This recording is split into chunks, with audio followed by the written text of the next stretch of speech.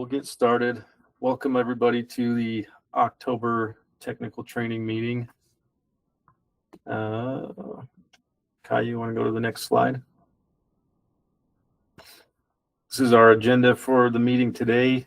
Is anybody aware of any training opportunities that we should be listing on here?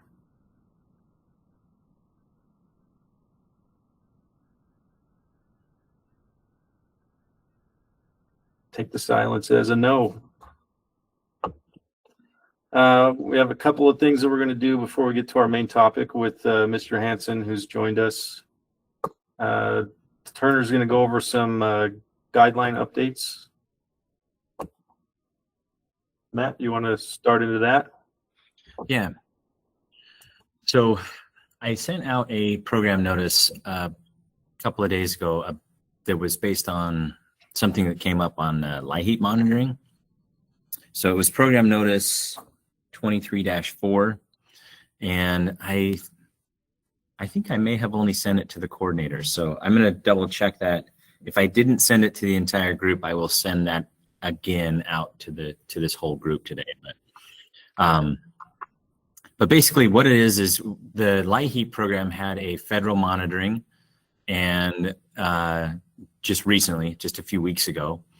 And one of the items that the feds identified during that monitoring has something to do with the crisis program. So the crisis program that we run for the light heat program actually has an 18-hour rule that we were not aware of. And so we had to put that into our guidance. What that is anytime that there's a life-threatening situation, life-threatening crisis situation, we actually need to respond to it within 18 hours.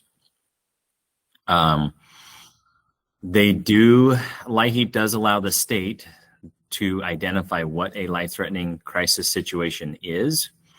And I looked at what all of the other states had done, at least all of the ones that understood this statute. And we decided to keep it as simple as we possibly could. So we have defined a life-threatening situation as one that is a no heat, like a no heat situation where it's going to be below freezing for the next 18 hours. So it doesn't have anything to do with air conditioning. It doesn't have anything to do with water heaters. Now you may go into a house and actually find a dangerous situation, and you'll want to address them as such. But when the state of Utah defined what we're going to call a life-threatening situation under the crisis program that we run, it's just simply a no heat situation where the forecast says that for the following 18 hours after you receive that application, it's going to be freezing or below freezing. And I'm not really concerned about your ability to respond within 18 hours, because I know you guys are already doing that. Like anytime you guys do have a no heat and it's in the middle of winter, I've been in your offices. I know you guys you're going out and taking out some temporary heat to those clients right away anyway. The big change really is it's paperwork. Once again, it's always paperwork. It's just simply that we actually have to document first that we've identified whether the crisis application constitutes a life-threatening situation. And then we have to document and show that we were able to mitigate that life-threatening situation either temporarily or permanently within that 18-hour period. So on the crisis application, we're going to have to identify, you're going to have to add a checkbox or something that basically says, was this determined to be a life-threatening situation, yes or no? And then every time it is, you're going to have a date timestamp of when the application came in as complete, and then another date and time stamp of when you were able to mitigate the situation and show that it was done within that 18-hour period. Questions on that? Yeah, when you say the application has to be complete, does that mean they have to have the heat certificate all up to date also? Yeah, so The only way for us to actually go and take action on a crisis call would be that we have a completed crisis application, meaning that yes, they are a heat qualified applicant and that they have filled out all the paperwork and submitted everything they need to submit, showing that they qualify for the program. And that's because that's the requirement. That's where we would need to draw the line and say, you know, if they reached out to you and said, I have a crisis situation, and then they take 3 months to get their application into you, that's on them. That's not on us. You guys, you need to work with them and help them through the process as quickly as you can. But the 18-hour clock does not start the day that they call and say, hey, I have a problem. The clock starts the moment that they've actually finished the application process, turned everything in that they need to turn in.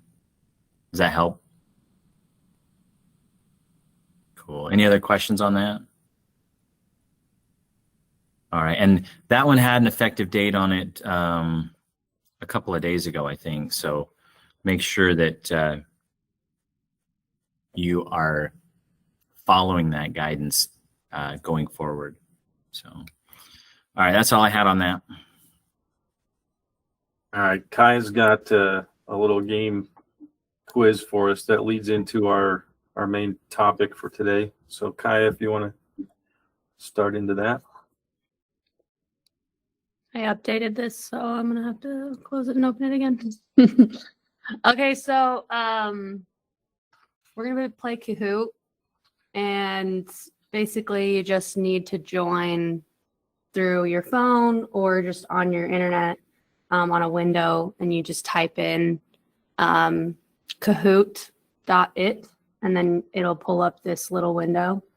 And you can put in this game pin, or you can just scan it with your phone using the QR code. I'm going to actually pull this open right now. So now you can see who's all joining. And there's only about 40 spots allowed, but it looks like we only have like 39 in this call. So everybody should be able to join and play the game. And so I'll just wait until we get at least like 30.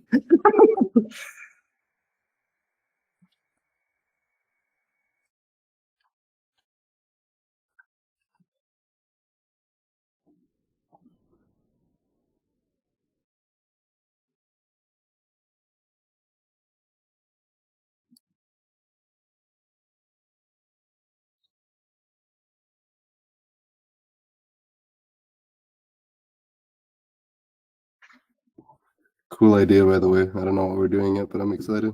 Yeah, it's fun. I like the interactiveness of it. Yeah, it's a little bit of a competition. It'll tell who like got the most answers right and stuff like that. And this is just like a pre-quiz, so we're not expecting you to have all the answers. Some of them you definitely should answer correctly, but if you haven't been familiar with SHPO before, then it would make sense why you wouldn't have that answer. All right, looks like we got 33. So yeah, like a few seconds to join if you're going to join, and if not, I'm going to press play. All right, let's start the game. And there is usually theme music. I just turned it off because I don't know if you can actually hear it through my speakers, but all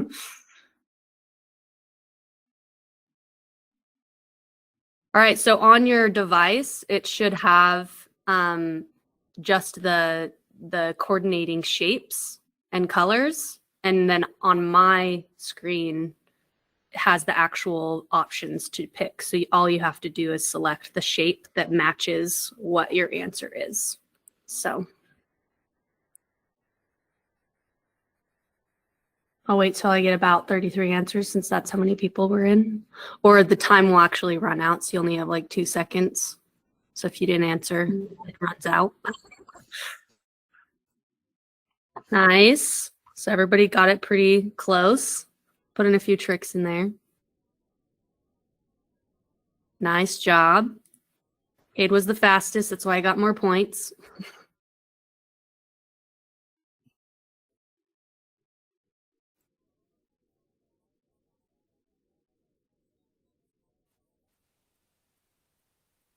Just make sure my Wi-Fi actually works.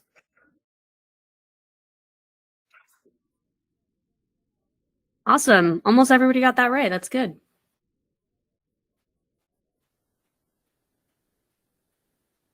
Cade still pulling out the fastest. Nice job.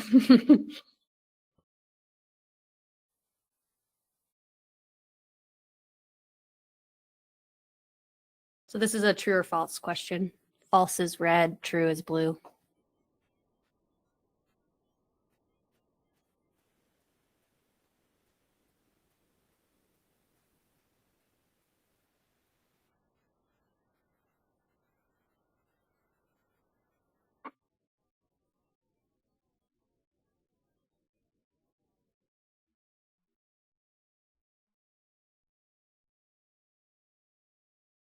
Yeah, so this one was a little bit tricky. So this is not 50 years or older. So 1978, if it was 50 years, then it would be 2023 of today.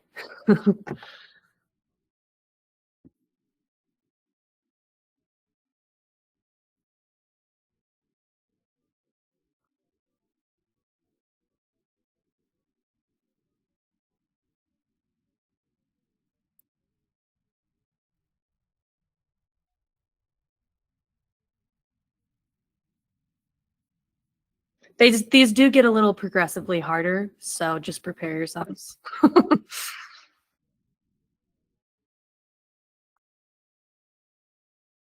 Nice.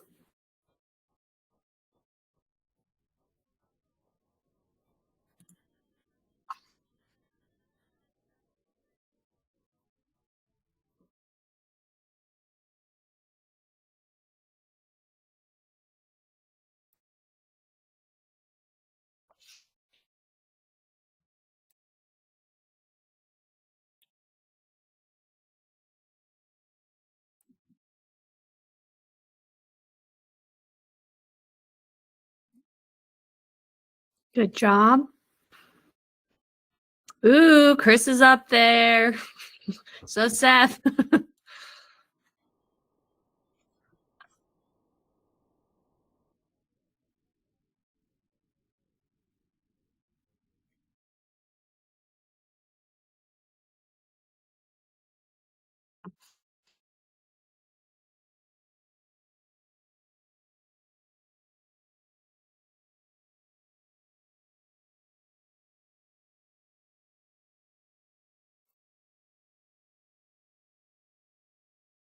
Nice. Yeah, that one's a little tricky too. You just because the dwelling is 50 years or older, there are still some exemptions from having to submit approval letter, and we'll probably go over that today. So, all right, who's on the top? Cameron, nice job. Jesse.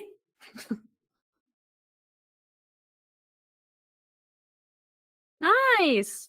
Yay, brownie points. And then the runners up were Turner, and then you back. Is it cheating if I knew all the answers? Yes. No, I wouldn't say so. Well, he already saw the answers before everybody else. Well, He actually Hey, knew the answers. I'm not talking down on Turner, but he didn't get first. Well, I think he tied for first. That's because you dang kids are fast with your phones and I'm not. It's true. It's true. That's true. It's like second nature to us. Awesome. All right. Well, I'm going to stop presenting and we'll let our guest present.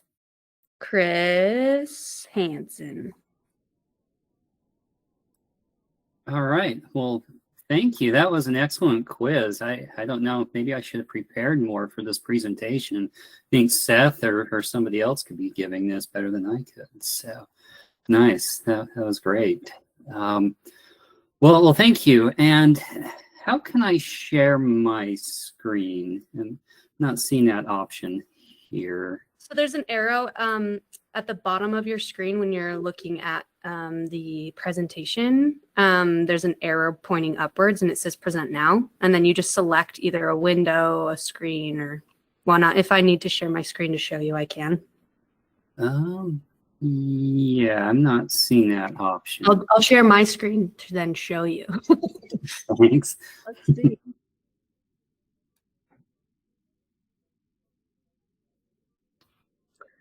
It's going to look a little extra over here. So you can see at the bottom of my screen where it has this. Oh, you're presenting. yeah. So then you can just select that. Okay. Yeah. Sorry about that. No worries. Not everybody uses Google, so.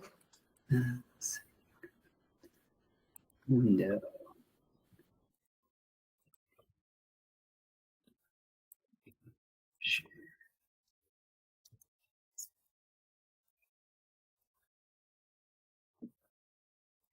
All right.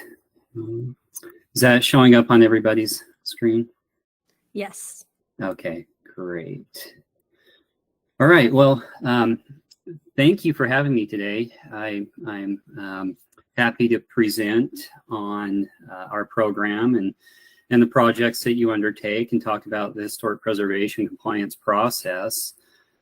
And if you have any questions during this presentation, please let me know. I don't know if it's easier to put them in the chat or just, just raise your hand or board them out. I'm sure there might be questions, and I'm happy to try to address those the best I can. Just one note. Everyone, if you wanted to raise your hand, there's actually a hand emoji at the bottom of your screen. So use that instead of unmuting, and then we can call on you. Great, thank you.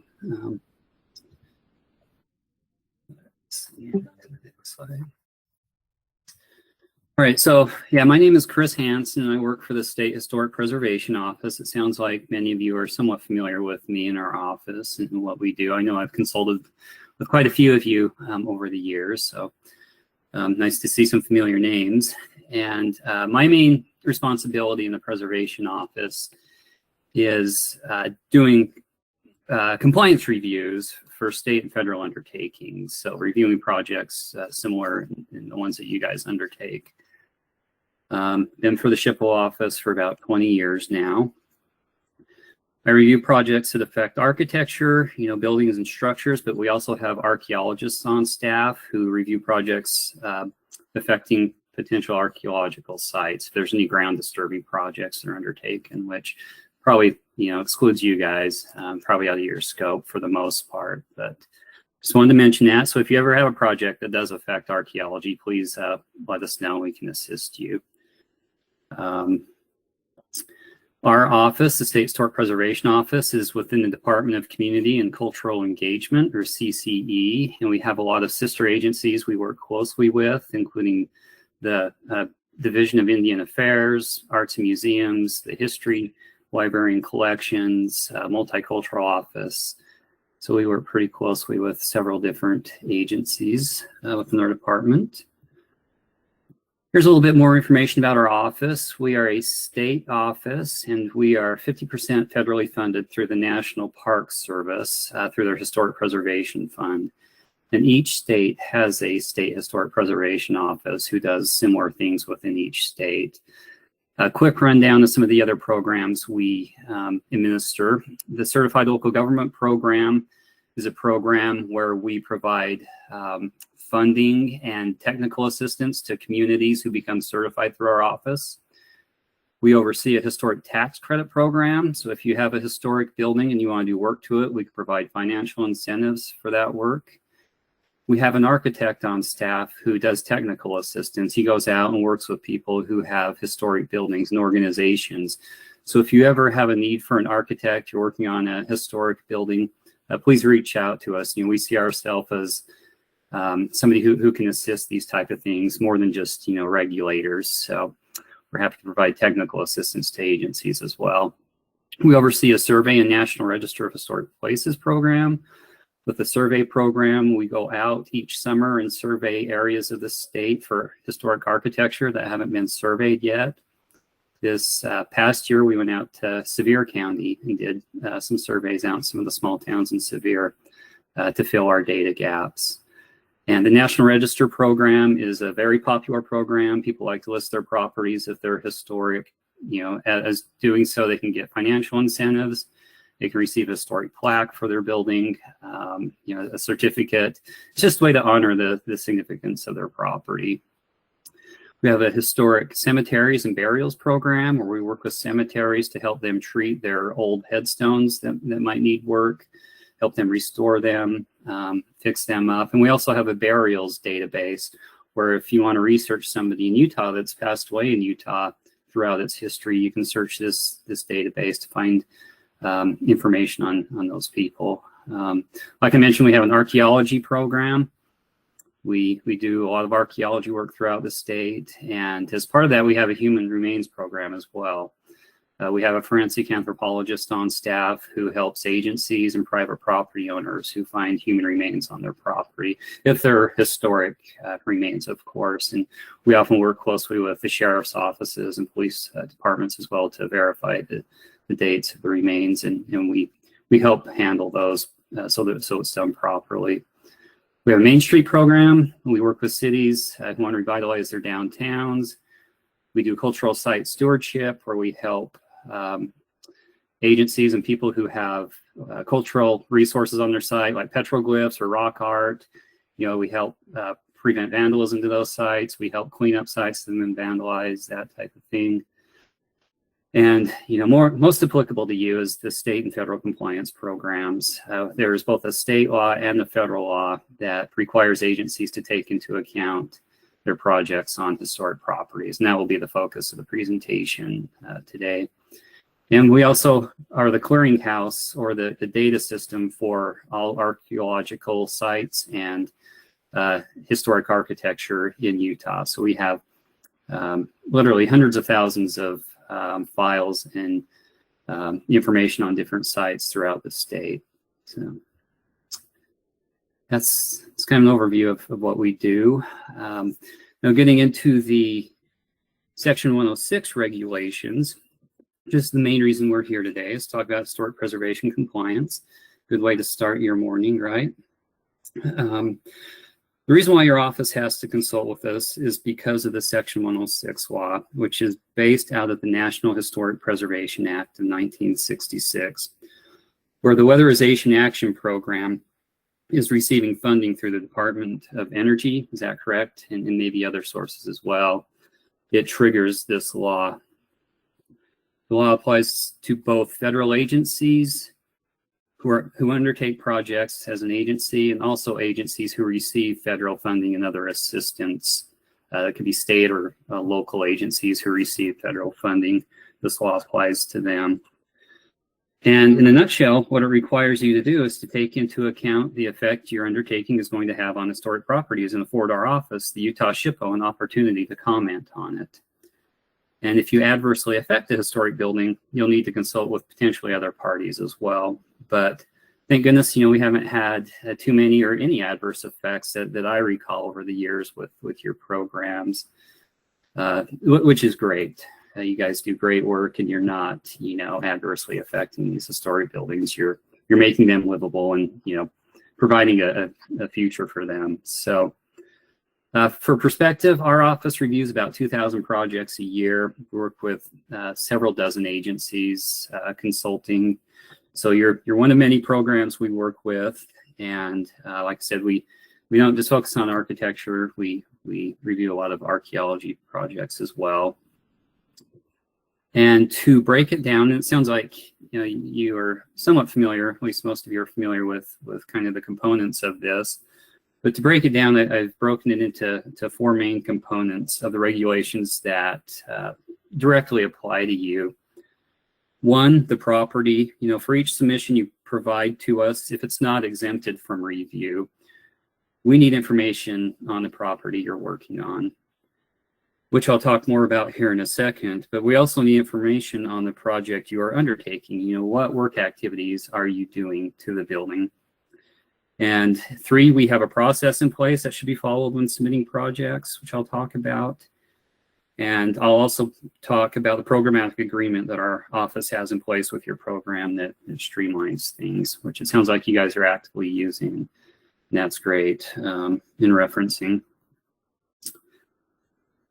So like I said, if you're submitting a project to me that is not exempt from review, The first component that I need is information on the property you're working on. Mostly basic information such as the address, when it was built, and the materials of the building. Stuff that I can't readily see, by a photograph. And as far as like wall material goes, it's hard to see if it's like a wood clapboard or if it's vinyl or aluminum siding, from a photograph. So that information is important so we can enter proper data into our database. So you're helping fill our data gaps as well with the projects you're working on. As was talked about in one of the questions, you'll submit any project to me affecting the building that's over 50 years old.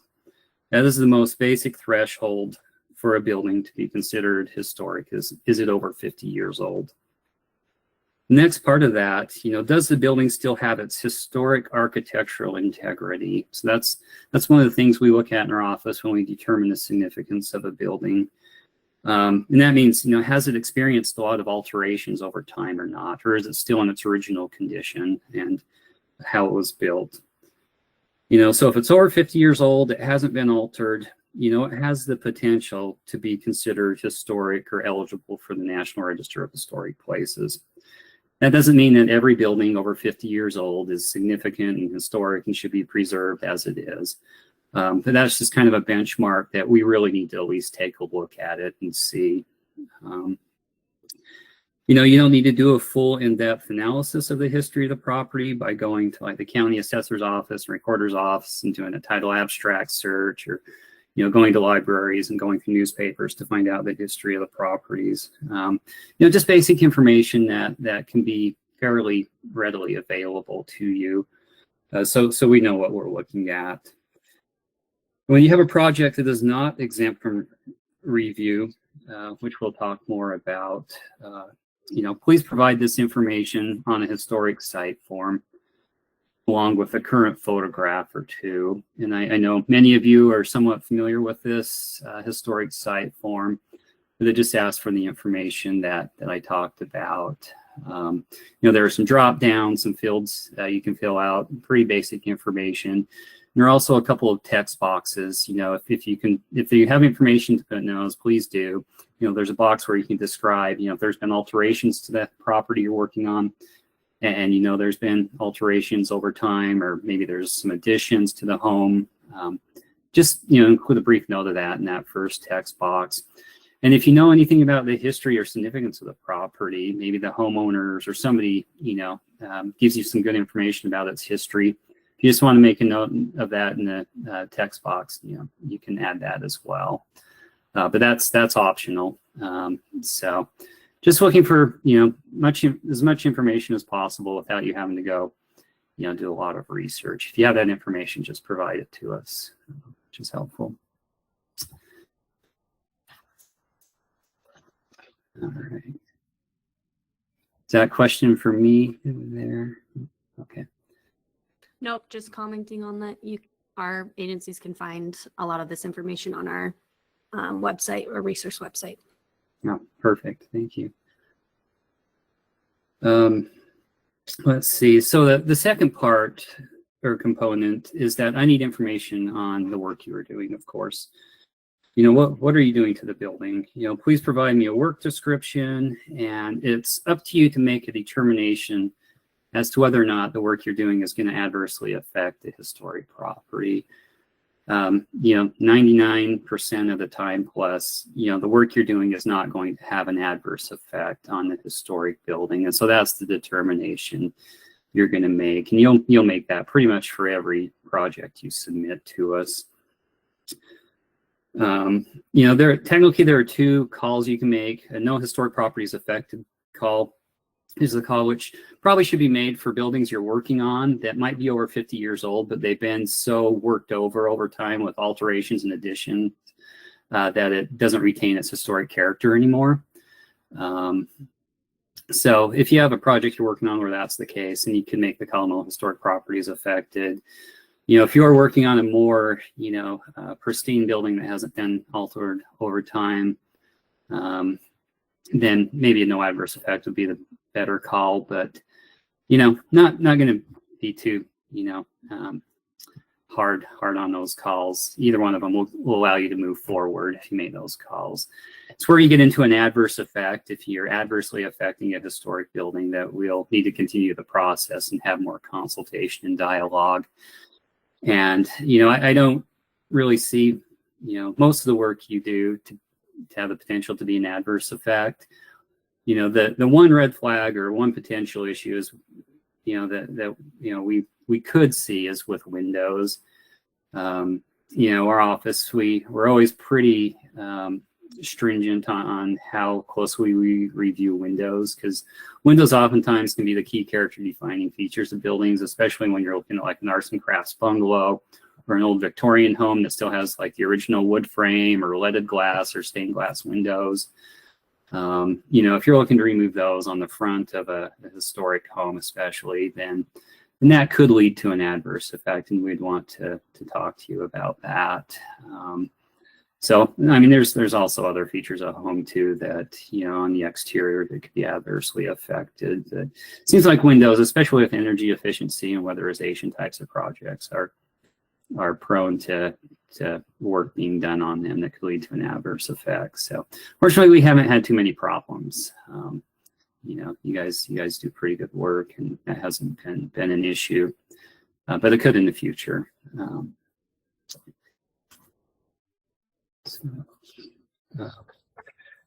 So the next part I wanted to mention is the process with your program. Within the Section 106 regulations, there are streamlining tools, and one of those tools is called a programmatic agreement, which we know that your program utilizes. And the key component to that agreement is there is an exemption section that many of the work activities you do are exempt from our review. So that's kind of what we're going to focus on. But there are other things in it, like an emergency clause, which Matt Turner was talking about. Some potential emergency issues. The way you process those types of projects and work on those. There is an emergency clause within this PA. I don't have the PA up right now to look at what that says, but it does give you, authority to move forward with a project, essentially, if life or property is in peril. And so you don't need to stop and consult with the SHPO on those types of projects. If it is a building over 50 years old, you go in and do work. Just notify us after the fact so that we have it on record. But there's no expectation that you stop and wait for SHPO to comment on projects that could be, affected if it's an emergency. So there's that section in there. But yeah, like I said, the exemptions is the main, the heart of the agreement. So we'll talk a little bit about those. And maybe you're familiar with this. This is kind of the preamble to the exemptions section. It says all undertakings will be done in accordance with applicable local building codes or the IBC where applicable.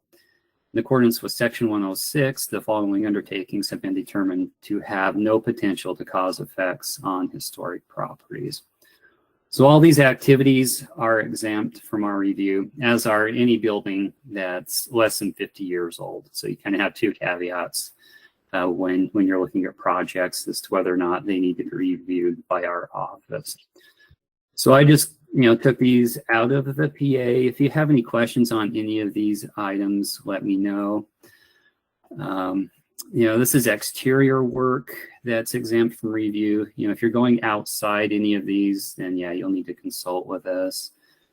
Air sealing of the building, caulking, weather stripping, other air infiltration control measures.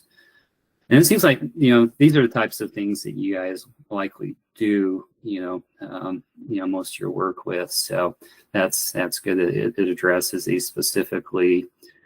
Blown in wall insulation where no holes are drilled through the exterior. So if you do have to go through the exterior, which I don't know if you guys do very often, then we'll need to at least consult on that. Doesn't mean it's going to be an adverse effect.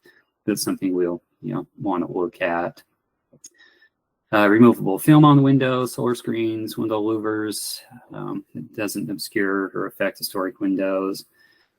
Reflective roof coating in a manner that closely resembles the historic materials. Do you guys do reflective roof coatings? And not too familiar with those types of projects being done in Utah. So I haven't reviewed many of those, so I don't have any really good examples, We but do not do any reflective roof coatings. okay, great. Well, that makes it easy then. So storm windows or doors, you know, we like to see storm windows or, you know, doors being used as, you know, part of weatherization projects. I don't know if you guys do storm windows, but, you know, it's one way We to. don't ever do those anymore. Oh, okay. Yeah. Good to know. 'Cause that could be a good, you know, alternative to replacing windows if needed, but that's good to know. In-kind replacement of or repair of windows or doors or door frames not visible from the public right away. So if you're doing something to windows or doors that are like on the street facing view or the side of a home that's on the corner, then we'll want to review the work you're doing to the windows there and the doors. Repair minor roof and wall leaks. It seems pretty straightforward. So yeah, then the rest of the exemptions are related to interior work. This main paragraph here, most of the work you do to the interior of a building will be exempt according to this PA. So we probably won't be consulting on a lot of interior work that you do, you know, and this kind of explains it. It says, no, where undertakings to interior spaces where the work will not be visible from the public right away, no structural alterations are made, no demolition of walls, ceilings, or floors occurs, no drop ceilings are added, or no walls are leveled with furring or moved, should be automatically excluded from SHPO review. So that's pretty heavy construction work. You know, I'm guessing maybe in extreme cases you might be doing, you know, this type of work. So, but if you're not doing, you know, this kind of more major type of undertaking, then you're pretty much covered. So it gives a lot of examples of things that are, you know, covered under this PA. Thermal insulation in walls, floors, etc. Blown-in wall insulation. I'm sure a lot of the work you do is insulation related. So looks like most of that is covered. You know, plumbing work's covered, electrical work, ceiling air leaks, weather stripping, door sweeps, caulking, etc. Repair, replace of water heaters, adjusting adjustable speed drives, installing insulation on water tank heaters, water pipes, no issues there, of course. Installing solar water heating systems, installing waste heat recovery devices, kind of getting into other type of work here. You know, replacing motors, repairing them, incorporating, other lighting technologies, and that's all fine. Then you get into your systems, you know, cleaning, tuning, repairing, and replacing heating systems. Even if you have an old boiler or furnace that's been there, you know, that you probably can't remove out of the building because it's so big and heavy. You know, you can replace those. You know, cleaning, you know, tune, repair, replacing cooling systems, installing insulation on ducts and pipes, and other efficiency improvements on heating and cooling systems. Modifying duct and pipe systems is covered, and then, you know, programmable thermostats and other controls is covered as well. And yeah, electric baseload type work, converting incandescent lighting to fluorescent, add reflectors, LED exit signs, efficient HID fixtures, occupancy, motion sensors, and appliances, refrigerators. You know, those are fine to replace as well. Health and safety measures, you know, smoke alarms, fire alarms, those types of things. Replacing vent systems on fossil fuel fired heating systems and water heaters to ensure the combustion gases draft safely to outside. Installing mechanical ventilation,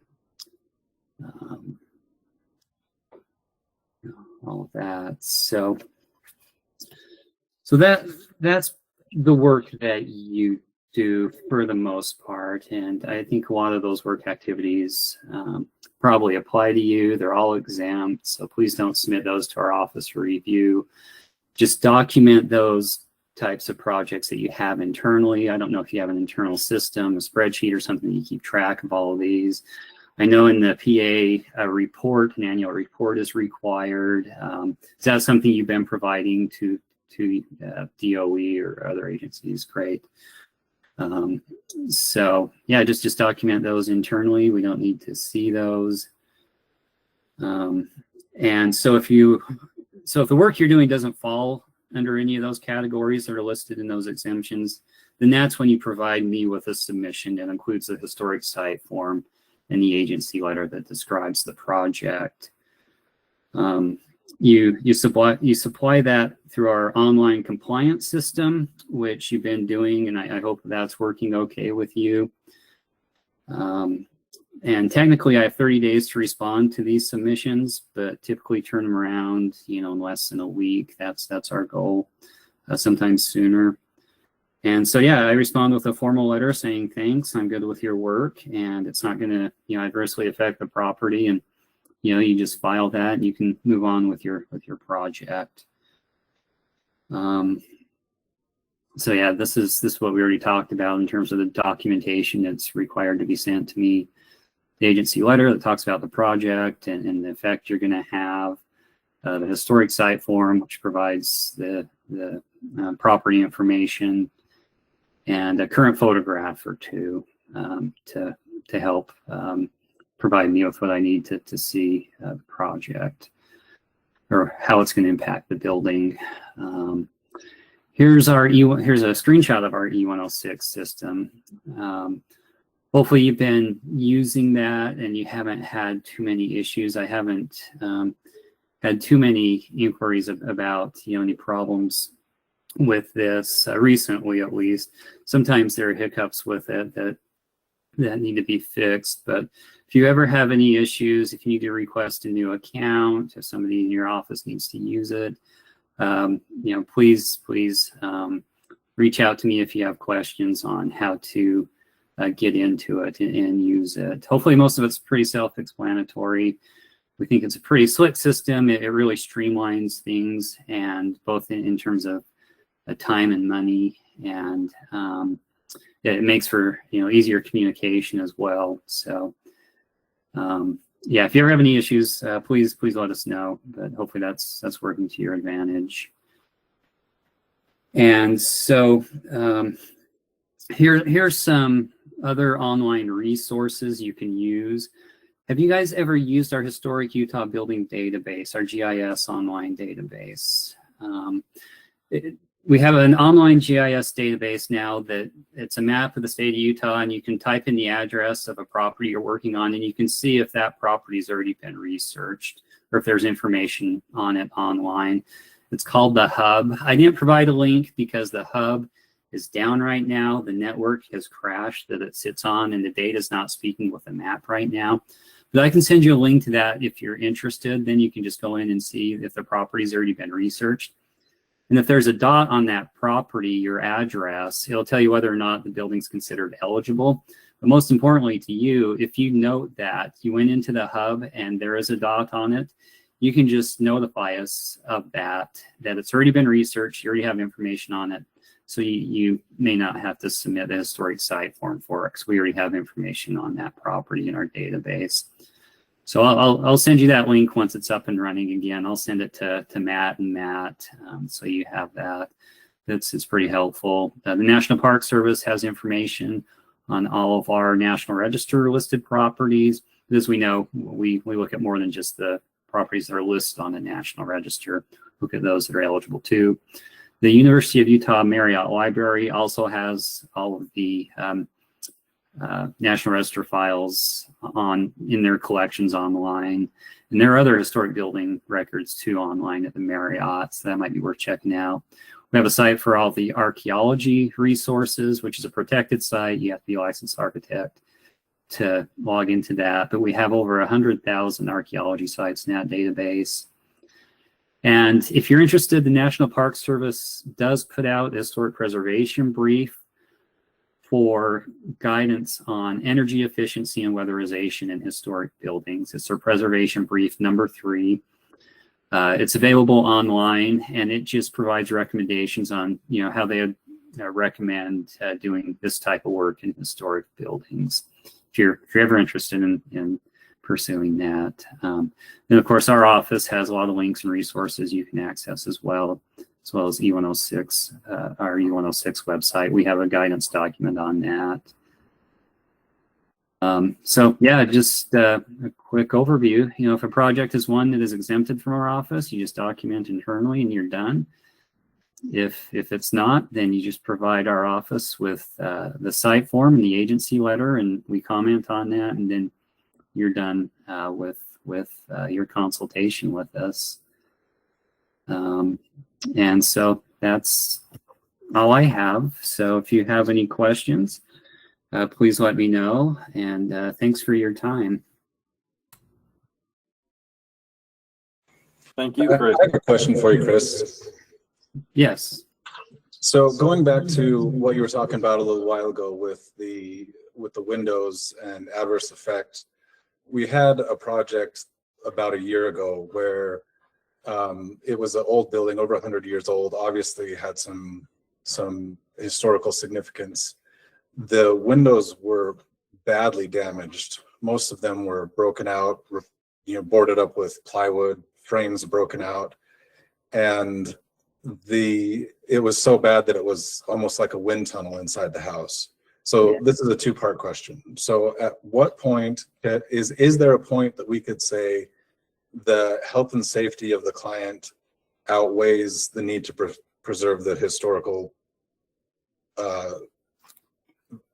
character, the building value of the house? And the second part is when it's so badly damaged, is it worth preserving the historical nature of those components? No, that's a good question. It's one we get quite often. So I mean, there's a hierarchy to preservation standards. The first recommendation is to repair components that can be repaired and to reuse. The second, if they're beyond repair, then replacement is an acceptable alternative. So that I think that gets to what you're asking. The issue is, what do you replace it with?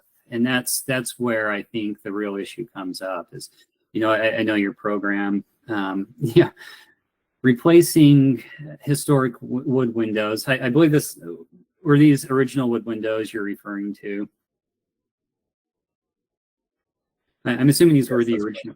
Yeah, I'm assuming these were the original wood windows, and if they had been replacement windows over time, they weren't the original historic windows, and it wouldn't be an issue to replace those where they had already been replaced. But where you're looking at the original wood windows, replacing them in kind, with a wood window or similar, there's some products now that aren't all wood, fiberglass, that type of thing, that can match the original design and look and appearance. It doesn't have to be the same material, as long as it has the same appearance and design, then that would lead you to a no adverse effect. But if you're looking at replacing with something that doesn't match the original design, you're replacing these wood windows, it does affect the character of the building, the historic value of the building, as you mentioned, then we would see that as an adverse effect to the building. And with the way this program's laid out, there is still a path forward if you wanted to replace those windows. If you see it as an emergency situation, hey, we do need to go in and replace these windows or do something, and you do adversely affect the building, then we can move on to the next step, which would be further consultation. And then we work to mitigate that adverse effect. And so we'd continue consultation with you.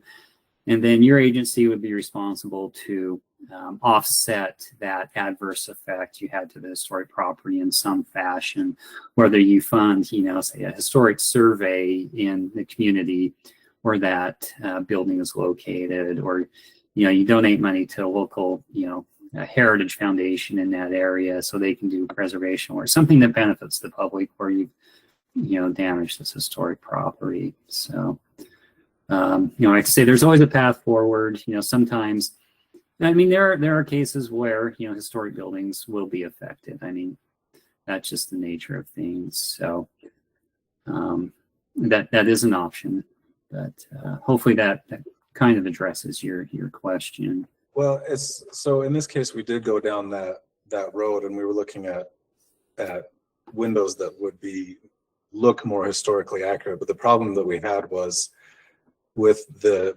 limited amount of funds that our audit program gives us, once we cross a certain threshold, then they no longer pay back. And so windows that would have not been adverse effect were, 2 times more expensive, and that was more than we could spend. So we're left with either not being able to afford the windows or not being able to put them in. And so going back to my question, at what point can we say this needs to be done for the safety of the client, because the house is freezing cold? And can we just, at some point, can we say, this understanding that this is a unique situation, we need to do something to help them for the safety of the client?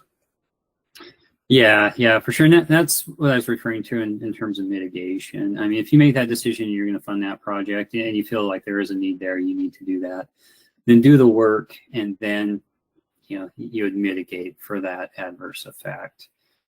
And mitigation doesn't have to be a costly, somebody, you hear the term mitigation, I think it's going to be something that you're going to have to spend a lot of money to mitigate, but it doesn't necessarily have to be. I mean, you can further document the building. You can do something that doesn't, put a burden on your agency financially. But so that'd be the next step, is that, you see a need, you feel like, there's no other options but to replace these windows. You replace them with something that doesn't match the original. Then you move to the next step of mitigation. For that would be an adverse effect, and so an adverse effect requires mitigation. So I don't know if that makes sense. So can you explain a little bit more, like if we did put in like modern windows in this house, what are some mitigation steps that we could take after the fact? Yeah, so I'm trying to think. I wish I had the PA in front of me. There might be standard mitigation measures listed in the PA. I can't remember if this PA has those or not. But the next step would be, okay, so you say, we're going to change the windows. You send a letter to me saying, we're going to replace these windows or whatever you're doing with something that doesn't match the original. So it's going to create an adverse effect of the historic property. And I'll say, okay, I understand. Now we got to mitigate. We're going to agree to do this mitigation work. And mitigation could include, we see a wide variety of mitigation. I'm working with a property right now where we're looking at documenting the historic property. The agency is going to go do some research on the property, provide more information on the history of the property, and take, current photographs, more photographs of the property to document that historic building.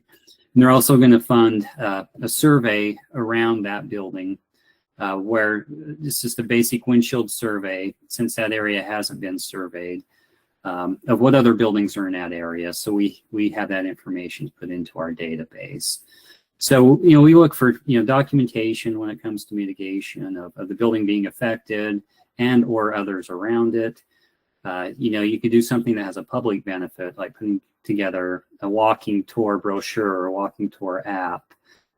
You could fund, your agency probably doesn't have the money to do this, but you could fund other preservation work that might be going on in the community.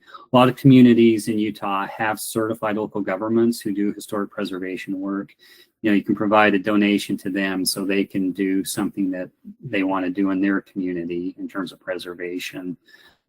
So, I mean, it's really open to the limits of your imagination in terms of what you want to do for mitigation, just as long as it's historic preservation related and benefits a historic property or historic buildings in that community.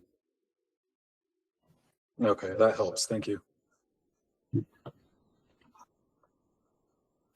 Isaac, did you have a question still? Yeah, I was curious about mobile homes. So in the past, we've kind of went back and forth on whether it was something that was required because they weren't necessarily like foundational structurally. But we did ask, I think, in the past, and it was told to us that we needed to file for an exemption or whatever the case, or we at least needed to file the paperwork if we're going on a mobile home that was over 50 years old. Is that the case?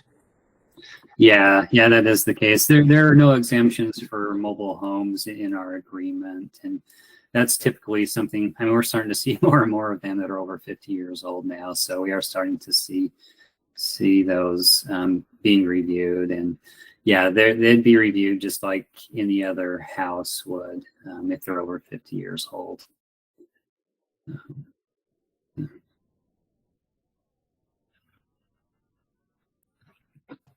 Okay, thank you. Yeah, and there are some mobile homes actually. There have been a couple National Register nominations of mobile home parks throughout the country. So some of those are starting to be listed on the National Register for their historical significance. A lot of mobile home parks were built like as part of like mining campsites, or there's a need for housing for workers and other historically related importance. So might not be the case in the community you work in, but some of those are starting to become historic now. So they are reviewed. Is there any other questions that anyone has? Turner, did you want to review the program notice you sent out? Yeah, I know it's 9 o'clock, but since we're talking about SHPO, there's one other item we want to cover real quick. So if you need to jump off, you're welcome to, but I just want to cover something that'll take about 3 or 4 minutes. So I sent out a program notice yesterday, and it has to do with SHPO on tribal lands. And let me share my screen here so you can see.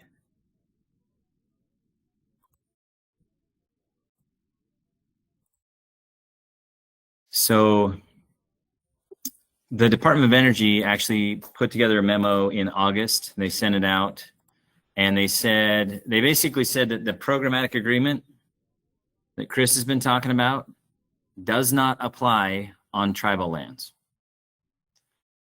So all of those things that we do, caulking, windows, air sealing, insulation, everything like that, that programmatic agreement does not apply on tribal lands. And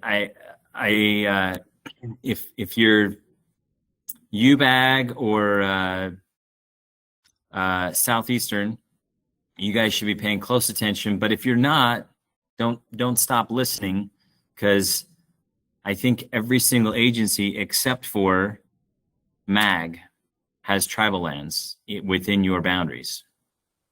So this is a map of the tribal lands in Utah.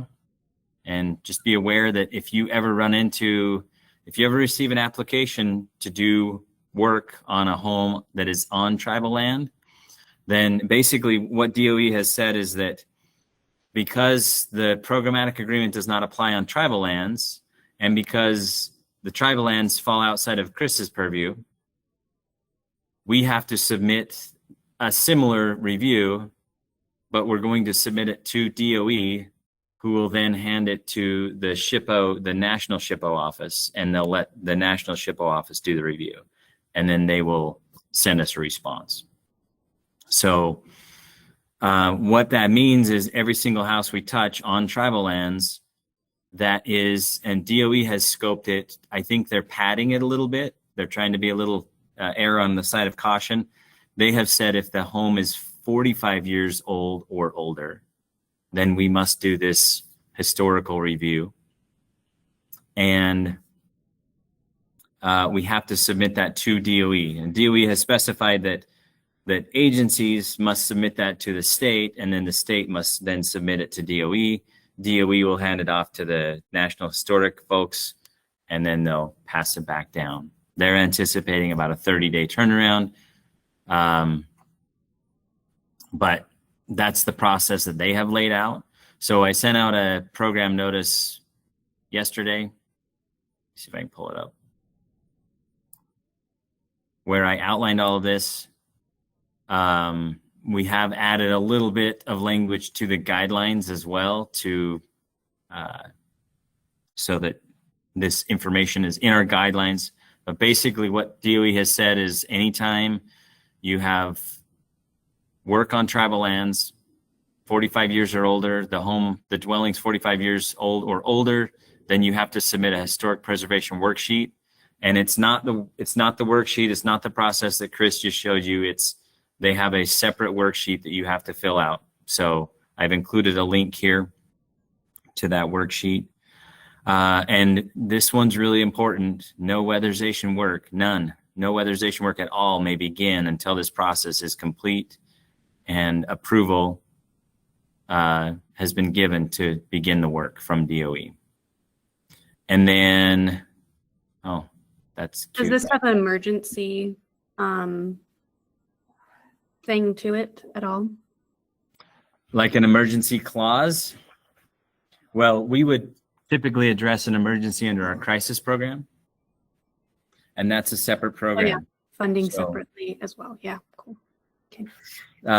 But the other aspect of this that is a little bit of an unknown is that we don't have a way to identify the age of the homes on tribal lands. Most of our experience with the tribes in Utah has been that nobody's documenting the age of the dwellings. So if you cannot provide or find a documented age of the dwelling that has been determined by the local governing authority, so in most cases that would be the tribe, if they have not documented the age of the home and you can't procure that document, then you must assume that the home is older than 45 years and you would have to submit this historic preservation worksheet to DOE. So I reached out to DOE and let them know that I pulled some data from a few years ago. I let them know that they may be getting 30 or more of these from us each year. And I asked them if they had any alternate ways for us to determine the age of the home. They've asked additional questions. I provided additional details, but they haven't given us answers yet. So for right now, we need to assume that the age of the home is older than 45 years. Even if it looks like they just put it there 2 days ago, you're going to assume that that's 45 years old or older because you cannot provide a document that shows the age of that dwelling. And we will run this through the process. The process is you will fill out the historic preservation worksheet and you'll give it to Kyia. Kyia will send it to our project officer at DOE and get it back to you when we get it. Any questions on that one? Or concerns? Any questions or concerns that you'd like us to ask DOE about while we're talking to them about some of these other things? Cool. And Matt, can I jump in real quick? Yeah. I can't really comment on this. I did not know this was happening, or it's applied to all tribal lands. But the Ute and Ore reservation out near the Uinta Basin, they actually became their own tribal historic preservation office over a year ago. And so we don't review any project by any agency on their property. That goes straight to their tribal historic preservation officer. And I believe you've had some projects out there where that's been the case. And you might notice that the turnaround for those, there might not be a turnaround. You just let the 30 days expire. So yeah, that large swath of land there in eastern Utah, that's all part of a tribal historic preservation office now, not the state historic preservation office. And the other ones, like the Goshute tribe and maybe Skull Valley Goshutes, they haven't, taken on the role of tribal historic preservation officer, but I guess that doesn't matter with this requirement that you're talking about. But I just wanted to mention that. Would they normally fall under your purview? Yeah, they would. If they're not a tribal historic preservation office, normally those projects come to us in the past. So is it the Navajo Nation and then the Ute tribes that have their own SHPOs, right? Everybody else has normally fallen under you guys. Right. Yeah. I think I'm going to ask our DOE folks for some clarification if the tribal lands normally fall under the state purview, if that is something that they want us to address. But until we get an answer back from them, their language, I copied the language in our program notice, but you can go look at the memo that DOE sent out. And they basically were just very clear. I think it's because exactly what Chris is talking about here. Some of the tribes have their own SHPO office. Some of them don't. Some of them don't have the resources. Some of them that do have their own SHPO office still don't have the resources, and we don't get a response from them. And so I think DOE either realized or became aware at the national level that this was an issue that they needed to get in front of. And so this is the approach they're taking to do that. Hey, Matt, I have a question. Yeah. Hey, what constitutes tribal lands? Is it something that falls within the general boundary of the reservation? Or like out here, we have a lot of people that we weatherize that they're privately owned lands. They have a tax document from the county or whomever. Or is it something that's only specifically owned? Like if we have a document saying that this land is owned by the tribe. Are you saying that you found some homes that would land within the geographical area, but they're privately owned? Yes. Gotcha. That's a good question. Yeah. It's my understanding that if it's within the boundaries, then that would be something that needs to be addressed by the tribes. But I might be off there. Yeah, it's probably something you'll want to ask the DOE. That would be my assumption as well. All of ours to the tribe for approval. Sorry, say that again, Kyle. Right now, we've been sending everything to the tribe for our SHPO approval. Yeah. Have they been very responsive? We get 0 responses. Okay. Yeah, the only thing really that we're sending to Mr. Hansen right now is anything from Vernal east. Everything else is within that Ouray reservation. Cool. This is helpful. I've hit DOE with a few questions, and I can tell that they're having to run it up the flagpole to get some answers, but I'll add this question to the mix and see what they have to say about it. So, but in the meantime, just follow the program notice that I put out. So awesome. Any other questions? Matt, just for clarification on that, crises, how do we deal with that? So the program notice that I put out and the program notice that DOE put out is just for the weatherization program. So the crisis program is a separate program. State historical preservation still applies, but we obviously can't send a historical review to DOE for them to do something for a LIHEAP program. So if you're working on crisis, then what we've been doing up until today would be what you're expected to do. So if there is a way for you to submit that to a tribal SHPO office, then you would submit anything to a tribal SHPO office. If it's one of the other tribal lands that currently falls under the state purview, then run it through Chris's office. Does that help? Yeah. All right. We don't like to make things, super complicated here, so we just add complexities. So if it's a crisis, are we supposed to wait for the SHPO response before we can do it? So because we are getting absolutely no response. Yeah. So there is a clause within SHPO if there is an emergency situation that you can address the emergency situation. But as Chris pointed out, like if you do actually do an adverse effect on the historical aspects of the home, then you may have to, what was the term, Chris? Mitigate that? Yeah, mitigate. Yeah. But in most cases, when we're talking about an emergency situation, it's usually to do with a no heat.